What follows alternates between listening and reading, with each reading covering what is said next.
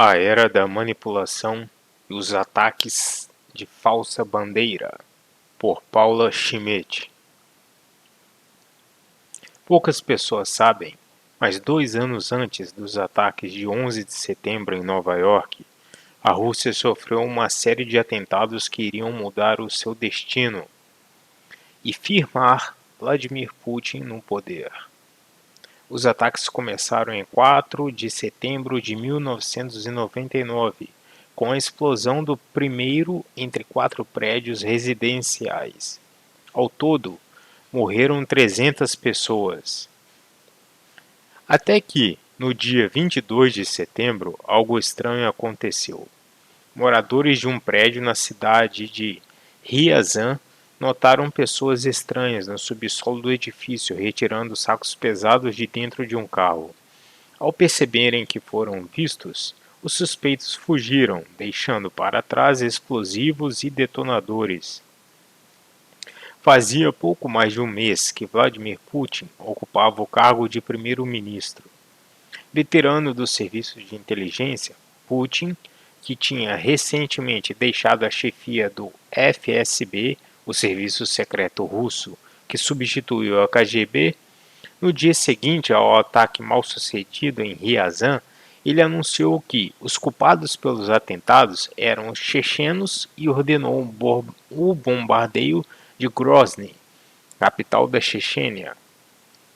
Foi assim que o regime de Putin conseguiu seu inimigo número 1, a Chechênia, e com ele abocanhou poderes incalculáveis, exatamente como aconteceu com o governo dos Estados Unidos depois dos ataques às Torres Gêmeas. Mas os policiais que investigavam o ocorrido em Ryazan não tinham a mesma convicção e continuaram seus trabalhos, até que, por meio de uma interceptação telefônica, os policiais descobriram que agentes do próprio FSB estavam envolvidos no ataque interrompido. A surpresa maior, contudo, ainda estava por vir. Assim que os policiais revelaram o envolvimento do FSB, o governo de Putin mudou sua história e anunciou que o ataque interrompido tinha sido uma simulação para testar os serviços de emergência. Eu resolvi tocar nesse assunto porque a notícia de que Eduardo Fauzi Richard Serkisi escapou para a Rússia parece ter deixado muito analista com um nó nos miolos. Fauzi é supostamente autor confesso do ataque à produtora do Porta dos Fundos. Com vídeo de assinatura e tudo, o atentado fez renascer a ameaça de zumbis integralistas, gente de extrema direita que nem se sabia estar viva, mas que serviria muito bem para aumentar o medo que já se tem do governo de Jair Bolsonaro. Logo se descobriu que Fauzi, quem diria, foi amigo da Sininho, aquela que organizou os protestos dos Black Blocs, defensora dos pobres que, segundo Reinaldo Azevedo, morava em Porto Alegre, enquanto mantinha 2 endereços no Rio de Janeiro. Fauzi também teria foto feita com um cientista político expansionista russo, Alexander Dugin, que defende o eurasianismo, uma teoria que, para resumir bastante, coloca a Rússia no centro de controle do mundo. Ataques de falsa bandeira são comuns no mundo da espionagem e da política subterrânea e são usados há milênios. Um conhecido ataque de falsa bandeira foi a explosão do Hotel King David, em Jerusalém, em 1946, que matou 91 pessoas. Executado por ativistas de organização sionista da direita Irgun, o atentado tinha o objetivo de assustar funcionários do mandato britânico na Palestina e fazer com que eles fossem embora. O hotel era usado como escritório pela administração britânica. Para isso, agentes do Irgun instalaram explosivos no hotel, matando 91 pessoas. Mas fizeram tudo disfarçados de árabes, porque assim a culpa recairia sobre os palestinos. Daí o caráter de falsa bandeira. O histórico da Rússia no uso desse tipo de estratagema é antigo. Foi com um ataque de falsa bandeira que os russos conseguiram, por exemplo, justificar sua invasão à Finlândia. Isso aconteceu quando a União Soviética simulou um ataque a um de seus postos de guarda na cidade de Maynila, em 26 de novembro de 1939, matando 4 de seus próprios soldados. Com a culpa devidamente colocada na Finlândia, a União Soviética passou a ter o apoio popular e justificativa necessárias para invadir o país vizinho. A grande dúvida de quem tenta entender o refúgio de Fauzi é: como pode ele participar de um grupo de extrema-direita e pedir asilo na Rússia? Mas a pergunta que deveria ser feita é: como pode alguém achar que a Rússia representa e defende a esquerda no mundo, ou os seus valores? A coluna de hoje, em grande parte, está reservada para a tradução de um artigo em primeira pessoa sobre minha experiência trabalhando na agência de notícias da TV russa RT, com escritórios em Berlim. A intenção aqui não é esclarecer nada, é apenas sugerir novas perguntas e estimular o pensamento lateral. No Brasil, todo mundo parece saber que Steve Bannon está envolvido com a Cambridge Analytica, a disseminadora de fake news que está por trás da eleição de Trump e que possivelmente ajudou a eleição de Bolsonaro. Mas mal se ouve falar de outro disseminador de fake news, o governo russo, que tem uma verdadeira fábrica de notícias falsas, descrita de forma assustadora nessa matéria do New York Times. Eu, pessoalmente, tenho toda a razão para acreditar na veracidade dessa matéria, porque eu sei, por experiência própria, que a Rússia dissemina fake news, até a partir de agências de notícias fundadas para produzir material supostamente genuíno. Traduzo aqui alguns trechos sobre a matéria de Adrian Chen para o New York Times, que citei no meu livro sobre espionagem.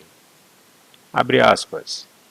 Uma história reveladora, escrita por Adrian Chen para The New York Times Magazine, expôs no alfabeto latino o que muitas pessoas já conheciam em cirílico, que a Rússia fabrica desastres, cria caos e manipula a opinião pública de forma sistemática, por meio de uma indústria de mentiras e falsas tendências. A agência de pesquisas da internet, como conta Chen, é uma usina de trolls, onde centenas de funcionários que trabalham em turnos de 12 horas são pagos aproximadamente o mesmo que professores universitários para criar falsos em redes sociais e alimentar as páginas de outras pessoas com opinião falsas, ajudando a fazer esses perfis parecerem populares e legítimos. Alguns desses perfis são usados para melhorar a imagem de Putin e destruir a de seus inimigos. Mas há outro propósito para essa agência cujo objetivo é ainda mais obscuro. Fecha aspas. Shen iniciou sua pesquisa investigando um incêndio de fábricas químicas em Louisiana, nos Estados Unidos, e o pânico que dali se alastrou. Mas o incêndio, na verdade, nunca aconteceu. O pânico foi inicialmente orquestrado, mas ele se espalhou de tal maneira pelas redes sociais que acabou assustando genuinamente os moradores e tomando o tempo e atenção dos serviços nacionais de emergência. A farsa foi perturbadoramente bem executada. Ela apresentou não apenas tweets e postagens do Facebook com a hashtag Columbian Chemicals, mas incluiu relatos de testemunhas oculares e até vídeos do incêndio inexistente. A fábrica de trolls russa também criou pânico sobre um surto falso de ebola nos Estados Unidos, com um requinte de detalhes impressionante, incluindo um vídeo que mostrava funcionários médicos devidamente vestidos com uniforme protetor transportando uma vítima no aeroporto. Nesse vídeo, uma música contemporânea de Beyoncé pode ser ouvida ao fundo, sutilmente dando às imagens uma corroboração temporal que soava genuína e fazia o vídeo parecer legítimo. A agência de pesquisas da internet, de propriedade de um aliado do presidente Vladimir Putin, também foi pega criando falsos movimentos sociais negros na América, espalhando notícias fabricadas sobre o assassinato de uma mulher negra desarmada por um policial em Atlanta e organizando aulas de defesa pessoal para afro-americanos por meio de um grupo falso chamado Black Fist, ou Punho Negro. O propósito completo da agência russa não é conhecido, mas seus empregadores se passam por ativistas de esquerda e de direita, antagonizando pessoas reais de ambos os lados e criando dissensões. Menos de 2 anos depois da publicação dessa história, a Rússia foi suspeita de ter influenciado as eleições dos Estados Unidos de maneira inédita, acusada de ter pago anúncios para a eleição de Donald Trump, de ter hackeado o Congresso Nacional Democrata. Não estou sugerindo que Sininho, ou Fauzi, ou Sarah Winter, que era representante no Brasil no grupo ultrafeminista Fêmen e depois se tornou bolsonarista contra o aborto e a favor do sexo depois do casamento, sejam agentes provocadores da Rússia, ou de que país for, mas acho importante que conheçamos um pouco das manobras que acontecem nas sombras, para que saibamos evitar a manipulação dos nossos sentimentos, algo do qual ninguém está imune, na esquerda ou na direita.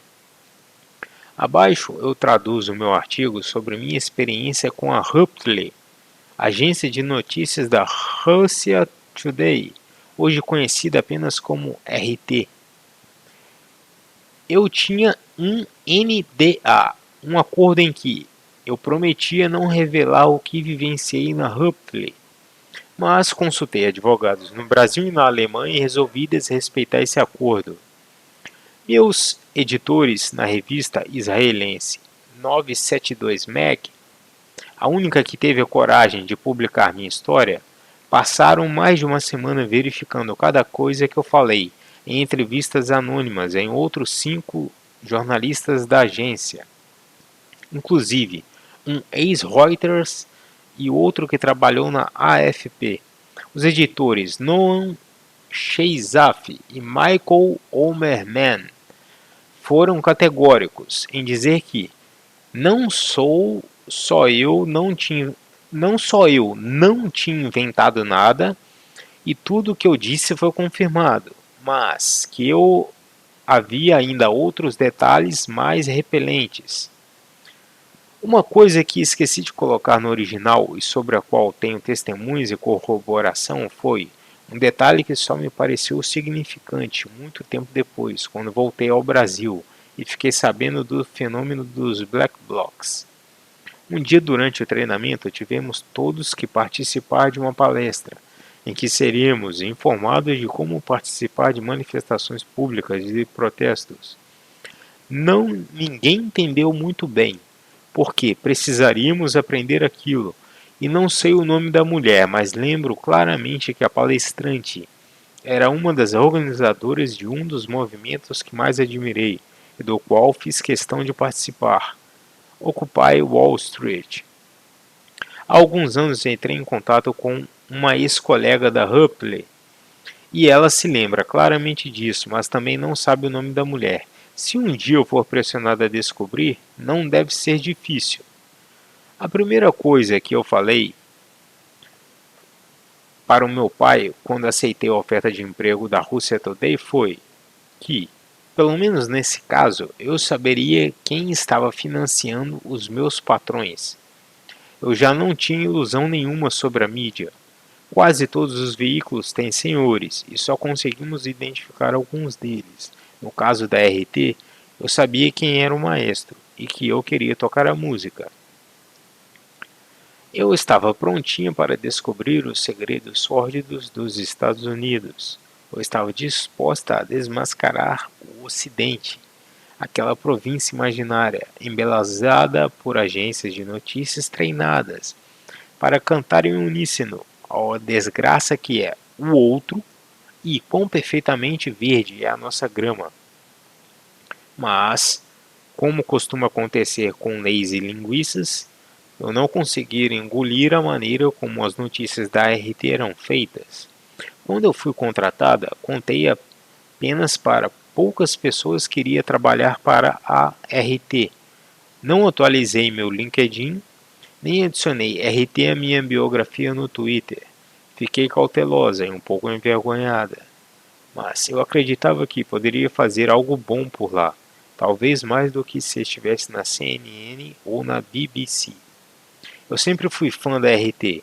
Eu pensei, e ainda penso, que ela é inovadora, informativa e até crucial. Pessoas como Abe Martin, Tom Hartman e Max Keiser estão ajudando a mudar o mundo para melhor. Estou convencida disso. A RT também ajuda o público a ter acesso a especialistas que nunca são consultados pela grande mídia tradicional, pessoas às vezes mais qualificadas para falar sobre questões específicas, que são completamente ignoradas e eliminadas do debate, porque se recusam a cantarolar a melodia determinada pelos think tanks e lobistas ocidentais. Eu sabia que a RT tinha uma agenda política, mas eu contava com a sorte de cobrir assuntos em que meu viés estivesse inclinado na mesma direção que a Rússia. Eu tinha visto excelentes documentários feitos pela RT sobre assuntos então quase invisíveis na mídia corporativa, desde a fome e o analfabetismo nos Estados Unidos até o poder de Wall Street, corrompendo as áreas mais recônditas do capitalismo norte-americano. Na prática, a Rússia e eu estávamos na mesma página a maior parte do tempo. Eu só esperava, claro, que eles não me pedissem para cobrir o governo de Putin.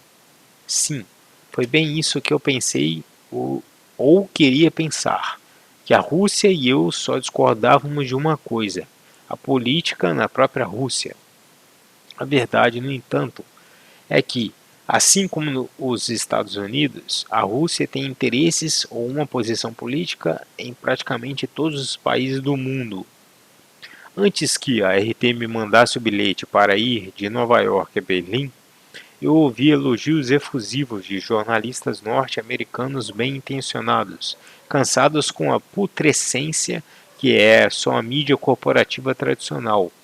Um programa de luta livre onde inimigos de mentirinha fingem que estão de lados opostos, quando na verdade estão ombro a ombro. Onde realmente importa: guerra, corporatocracia, distribuição de riqueza.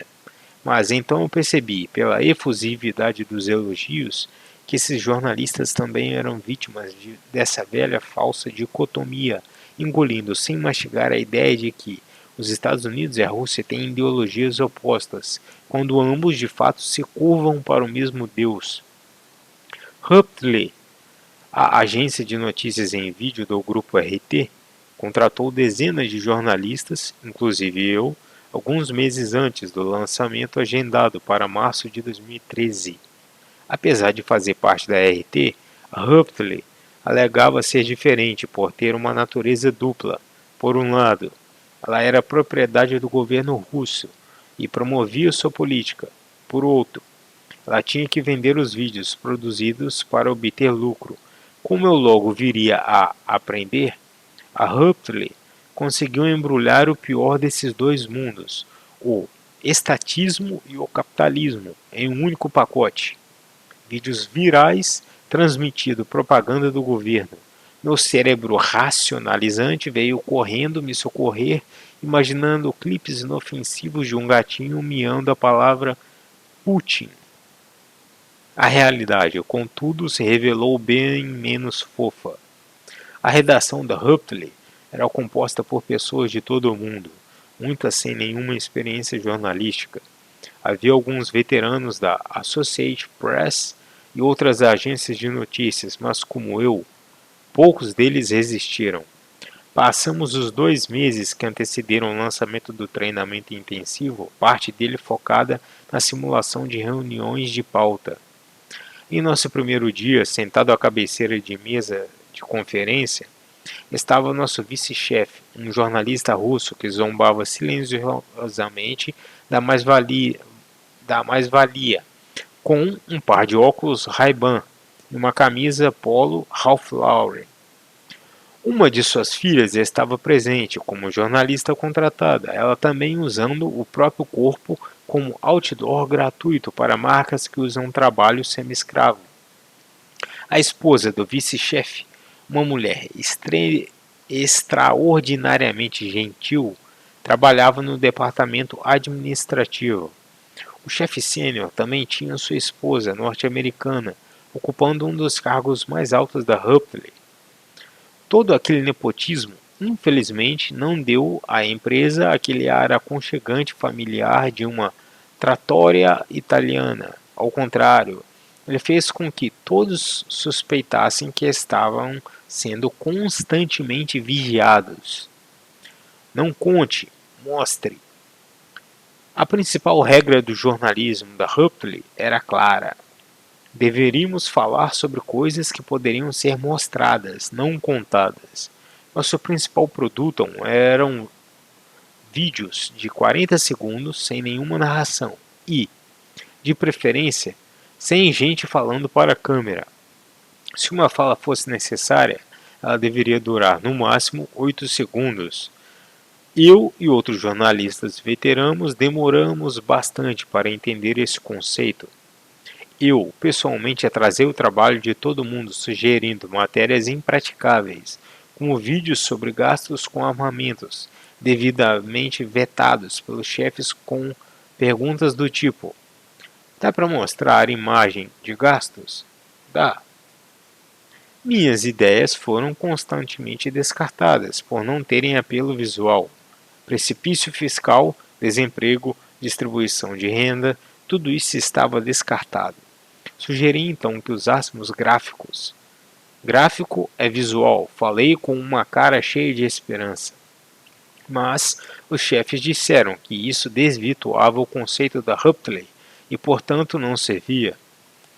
Cada jornalista deveria produzir 4 vídeos por dia e equipamento para isso não faltava. Nossa redação tinha as máquinas e softwares mais modernos, tudo num escritório sofisticado no centro de Berlim. Nossa prioridade era ser o primeiro, como nos explicou uma das poucas veteranas que continuaram no emprego, uma jornalista que trabalhou com a TV iraniana Press TV. Ela foi seguindo no emprego com um desempenho cada vez melhor, também conhecido como cada vez pior, e continuou sendo promovida a contento.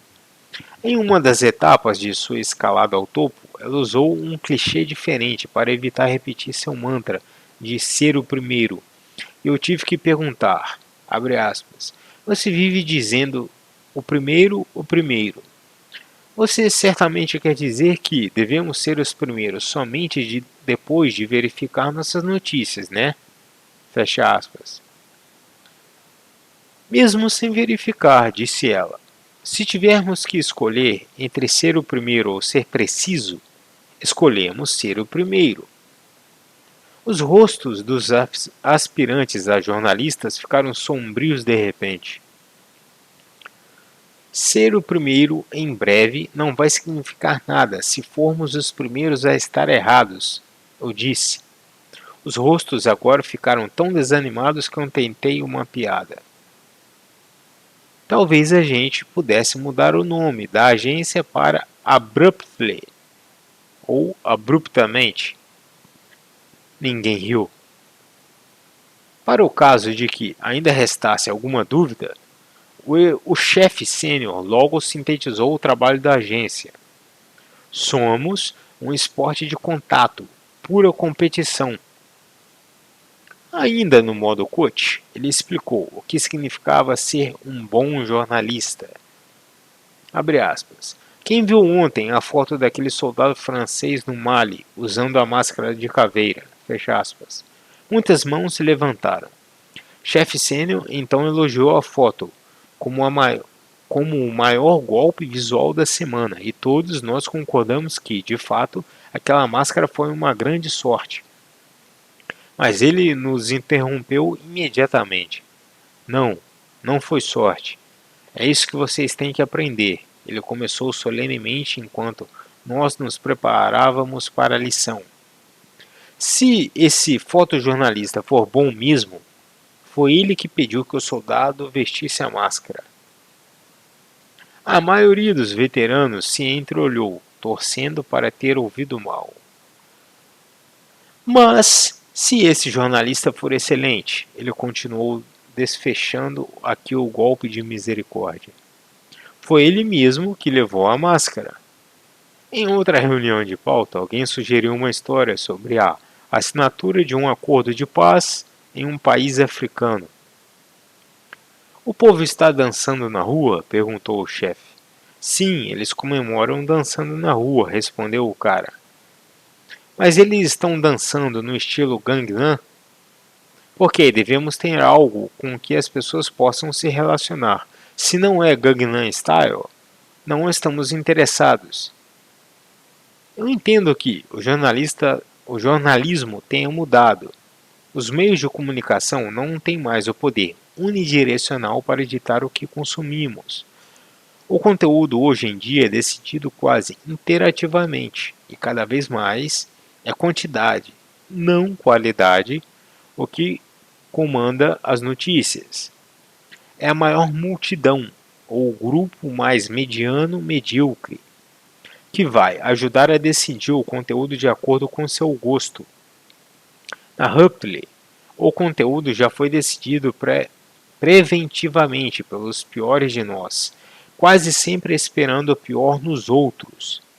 Foi o nível mais baixo que eu já presenciei em jornalismo, embora admita que o único outro grande veículo internacional em que trabalhei foi a Rádio France Internationale, um canal de notícias bastante respeitado, onde nunca tive uma palavra alterada, editada ou vetada, mesmo na minha cobertura mais crítica dos crimes de Israel no Líbano. UFOS e Angela Merkel. Um dia, chefe sênior explicou com voz de locutor de trailer que ele queria vídeos do incomum, do estranho. Daí ele deu um exemplo do que estava querendo dizer. Um vídeo viral de uma mulher que comia pedras. Eu caí na gargalhada, pensando que ele estava brincando, e então olhei em volta. E pela seriedade geral na sala, percebi que ele falava sério. Esse vídeo é sucesso garantido, ele disse, olhando para mim. E se você não sabe disso, você não está entendendo nada. Chefe sênior continuou descrevendo o vídeo enquanto eu continuava não entendendo. E então ele disse que o vídeo viral poderia ser ainda melhor. Meu interesse foi aguçado. Podemos realmente vê-la comendo as pedras? Ele continuou. Mas o vídeo não é perfeito. Agora eu estava realmente intrigada. Eu queria muito entender que mudança poderia melhorar aquele vídeo. Chefe sênior tentou, mas ninguém conseguiu adivinhar onde exatamente estaria a perfeição. Eu arrisquei um palpite. Você está, por acaso, esperando ver todo o processo digestivo e pegar as imagens das pedras na saída? Dessa vez todos riram, bem quando eu estava falando sério. Com o tempo, fomos todos muito bem informados do tipo de notícias que devíamos cobrir. Entre os assuntos favoritos, alguns com som e entrevista, estavam os vídeos com testemunhos oculares de OVNIs e com pessoas que tinham críticas a Angela Merkel. Mesmo durante nosso treinamento, tínhamos que voltar à redação com críticas suficientemente negativas à chanceler alemã. O assunto da matéria era irrelevante. Todos nós fomos orientados a guiar o entrevistado e obter a resposta que desejávamos. Como o chefe sênior explicou uma vez, você só conduz uma entrevista quando tem certeza das respostas que vai conseguir. Além de críticas a Merkel, a única outra fala que a Ruptly queria ouvir nos vídeos era a de pessoas que alegavam ter encontrado alienígenas.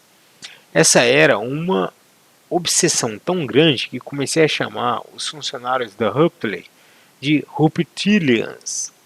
Esses dois assuntos, OVNIs e Angela Merkel, foram martelados em nossas cabeças com tanta frequência e falta de pudor que, quando a filha do vice-chefe contou que era aniversário do seu pai, eu brinquei que deveríamos dar a ele de presente um vídeo de 40 segundos com um alienígena descendo de um OVNI e fazendo um discurso contra a primeira-ministra alemã.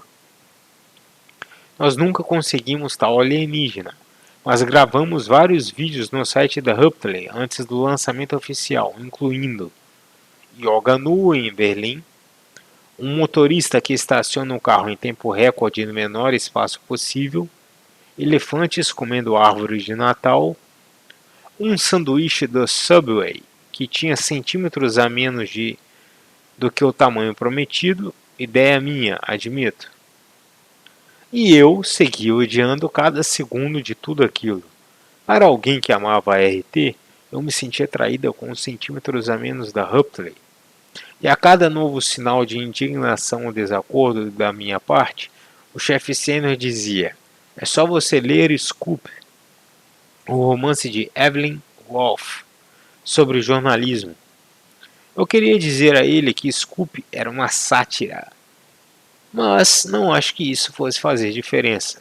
Algumas pessoas veem insulto como elogio, guerra como paz, escravidão como liberdade e ignorância como força.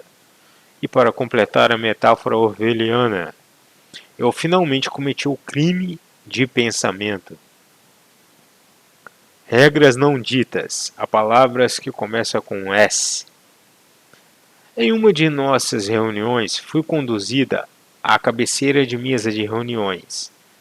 Como jornalista que cobriu 2 guerras e trabalhou em vários países, para dar algumas dicas aos meus colegas, queria começar a viajar. O chefe sênior abriu meu discurso improvisado dizendo que a melhor coisa que um correspondente internacional era, sem dúvida nenhuma, acompanhar outros jornalistas. Eu imediatamente discordei. Eu sou alguém que raramente frequenta clubes ou jantares de jornalistas estrangeiros e acho que amizades baseadas na profissão são um granfalum cansativo. Até por puro instinto jornalístico, é difícil reportar notícias verdadeiras e originais se você estiver acompanhando eventos programados e cobrindo o que os outros estão cobrindo.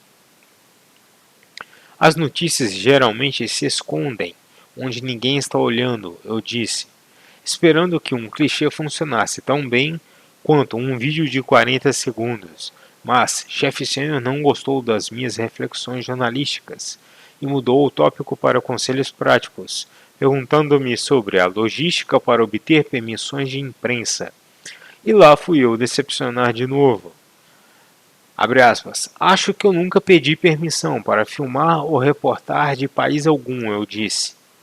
Nem em Israel, nem nos Estados Unidos, nem no Líbano, apesar de trabalhar lá por anos. Eu, aliás, desencorajo fortemente qualquer jornalista a pedir permissão para um governo antidemocrático, especialmente ditaduras, como Síria ou Egito. Fecha aspas. Nessa hora, o vice-chefe ficou vermelho. Eu senti que algo estava mais errado que o normal, mas não consegui entender o que. Em 2 minutos, contudo, eu saberia o que aconteceu, porque o vice-chefe interrompeu a reunião e me chamou para o escritório dele, onde eu recebi minha primeira reprimenda oficial.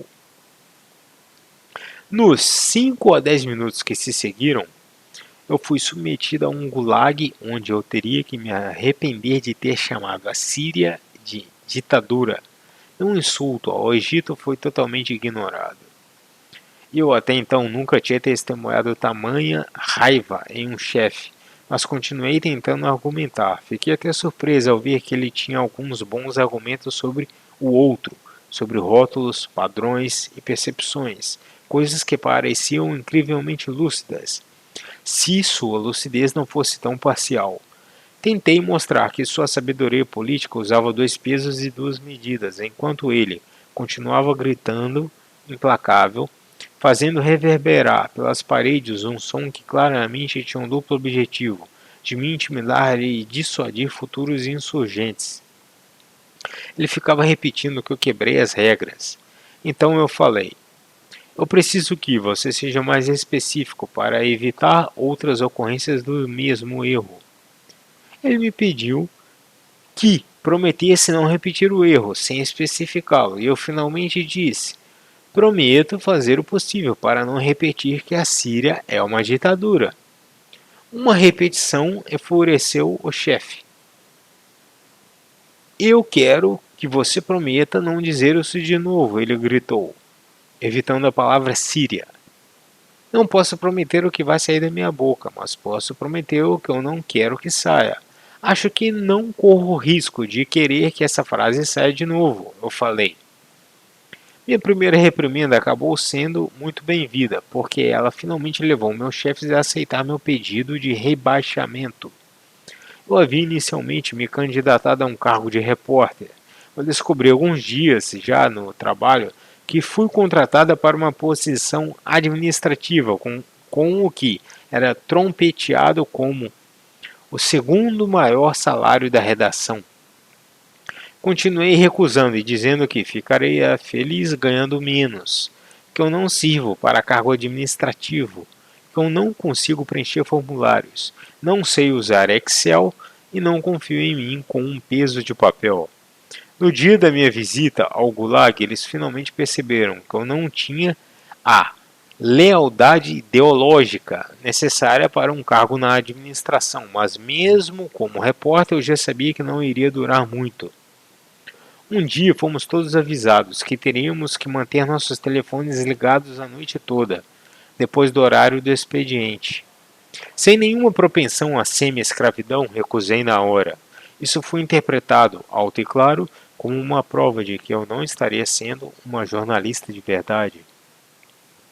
Em outro momento, quando meu chefe explicava que quase ninguém assiste a vídeos com mais de 20 segundos, eu disse que, para mim mesma, era exatamente o oposto.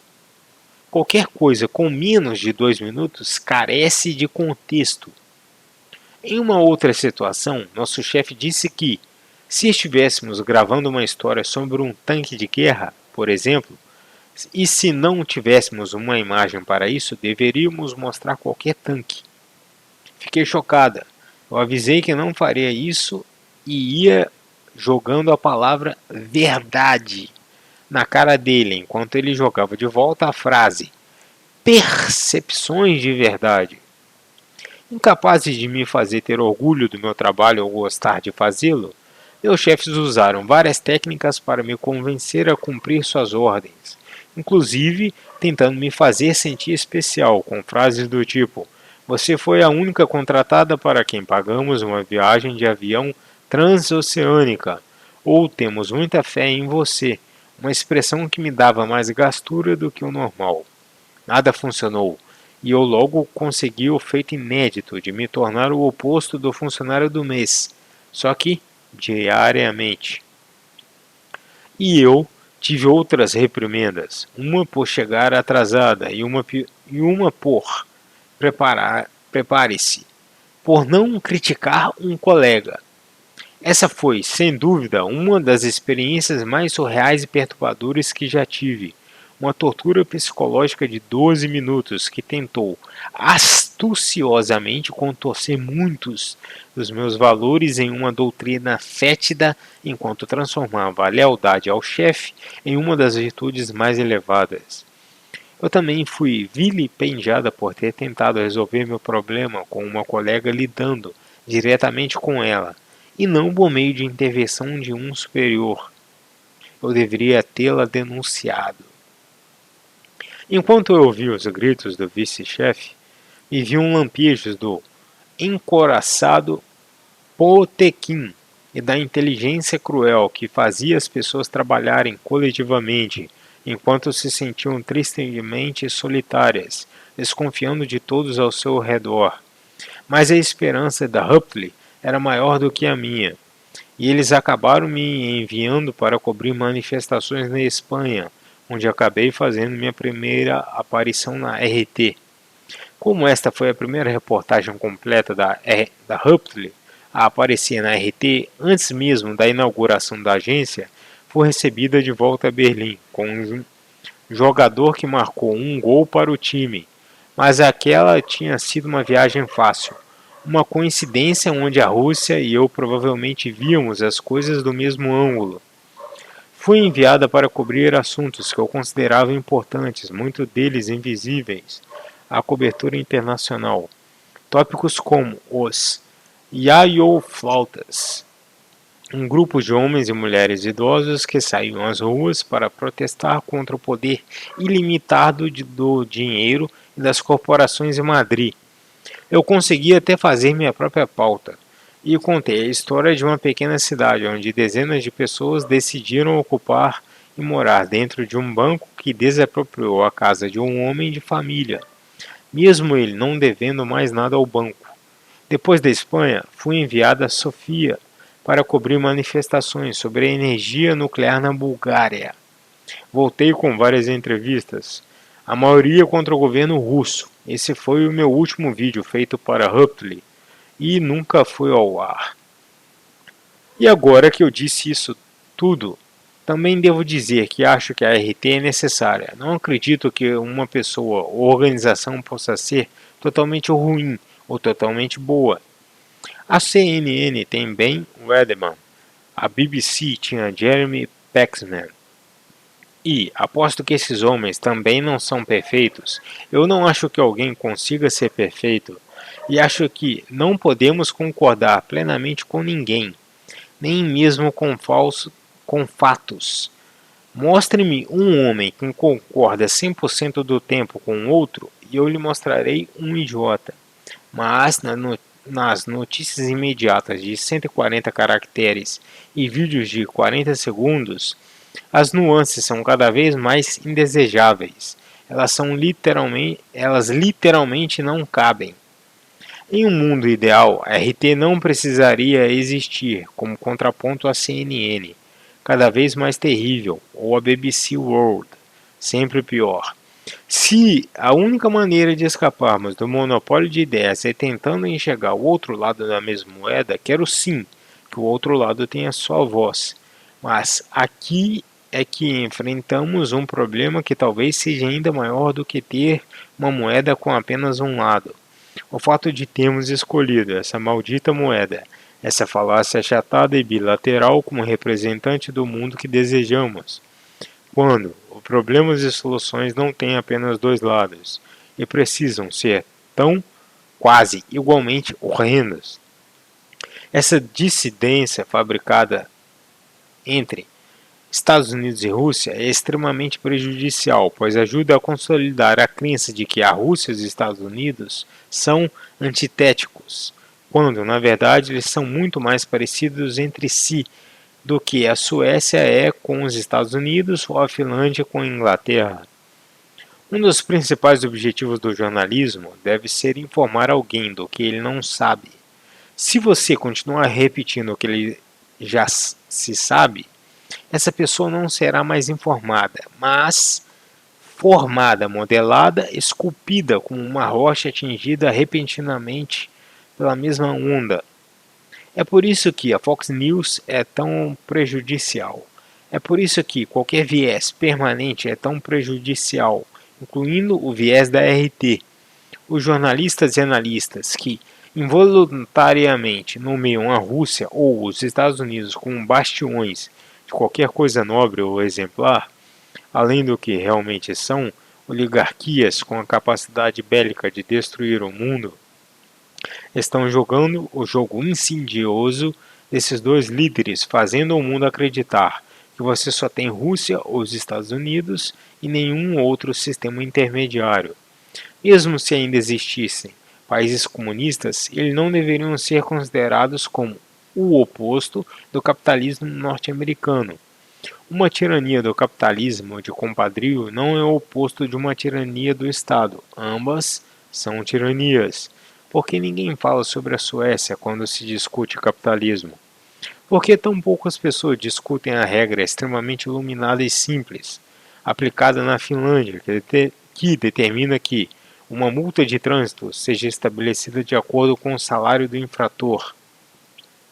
Essa lei deu a um diretor da Nokia uma multa de $103.600. Pense na inteligência dessa ideia. Nesse método brilhante pelo qual as pessoas são, de fato, punidas igualmente ao terem de pagar quantias diferentes. Não que os Estados Unidos deem qualquer importância para a minha opinião, mas informam aos Estados Unidos que sou daquelas pessoas fascinadas pela Declaração de Independência, assim como a Declaração de Direitos, que sacraliza a busca de felicidade como um direito inalienável. Mas o governo norte-americano não defende mais isso. Em muitas cidades, os Estados Unidos se tornaram uma distopia sombria, um verdadeiro pesadelo da injustiça social, que protege a busca da riqueza acima de qualquer valor. A Rússia tampouco luta pela igualdade e pela distribuição de renda. Ali, a lei só vale para alguns, o mercado é livre só para os associados. Um dos vídeos que vetamos na Ruptly vinha da Rússia e era emblemático.